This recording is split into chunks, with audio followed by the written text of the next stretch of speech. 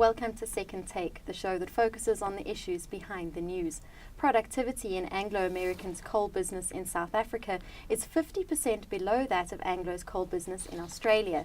Mining Weekly editor Martin Creamer unpacks the issue. Welcome, Martin. Thanks, Shannon. How is Anglo-American CEO Mark Cutifani aiming at improving the South African coal business's productivity? You know, in the mining industry space at the moment, where you can't get equity, you can't get debt, and you actually contracting your projects and you're just looking at every space to save money. Productivity is the place that you can really do things with, and it can help the company exceptionally if you can get it right.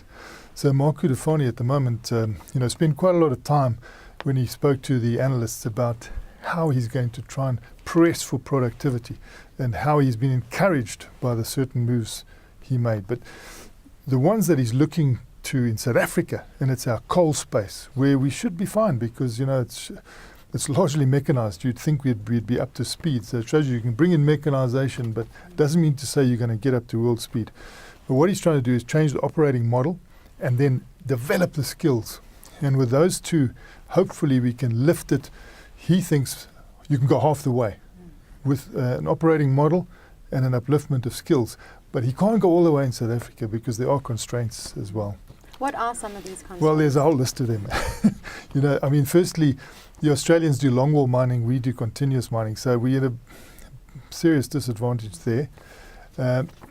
Also, from a holiday point of view, we don't work as much as these other countries. We get a lot of holidays. We've got a different roster. We don't see that 365 days. We haven't here for some reason. And so the roster has to change. You need to go into fewer free days, and people have to be working those days by a rearrangement of the work scheduling, which I'm sure will need more than just one company to do. So I don't think Anglo-American is going to get away with that on its own. Yeah. So that other 50% is going to require an industry effort. But you can, in every corner of the industry at the moment, they're talking that. They're talking about following global best practice. And then, of course, the unions will say, well, why don't you follow global best practice when it comes to migrant labour? So they've also got to do something about that, the parties. And I see just coming back from, a presentation now, they are talking about reforming that migrant labour system and coming into line as far as they can. But I don't think they will get that fly in, fly out because the labour intensity is quite higher. So you can't they haven't reached that stage of mechanisation. But they will try and get people home with greater frequency so that they can call it home instead of hardly getting there once a year sort of thing. So a lot of effort going on in the way, but productivity, the big P, people are going for. Yeah. Anglo's Australian metallurgical coal business has experienced a 30% reduction of personnel. Yeah. Is South Africa planning to follow suit, and what would that mean for jobs? Well, I think it's a statement that Anglo has to make. That not only are the other countries doing things with fewer people, but they're doing things with fewer and fewer people. And, Seamus French is a fantastic operator. He's been in the Australian space there, and he's been doing a fantastic job with the metallurgical coal. Now, we used to have two separate Anglo coal businesses. Now, they used to have the thermal coal business, and they had the metallurgical coal business, and Seamus was running the metallurgical coal, but he's done so well that they've put the two businesses together and said, now you run both. And of course, no pressure. And he sees opportunities, but he also sees the limitations here. He's saying that our upside is restricted by infrastructure. When he operates out in Queensland and Australia, he sees three ports, sort of virtually equidistant from his mines. And he's then got sort of an unlimited horizon. The upside is like unlimited.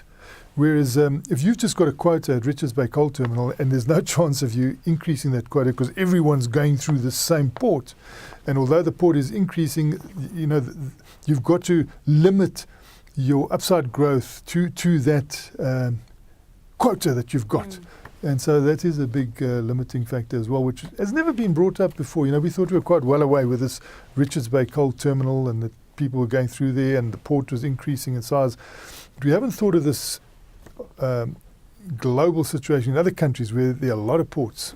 And I'm sure the ports on that side of Australia could be state-owned as well, which in itself is a little bit slow normally, because I think on the Western Australia side, those are private sector owned ports, and you can see they're far more efficient.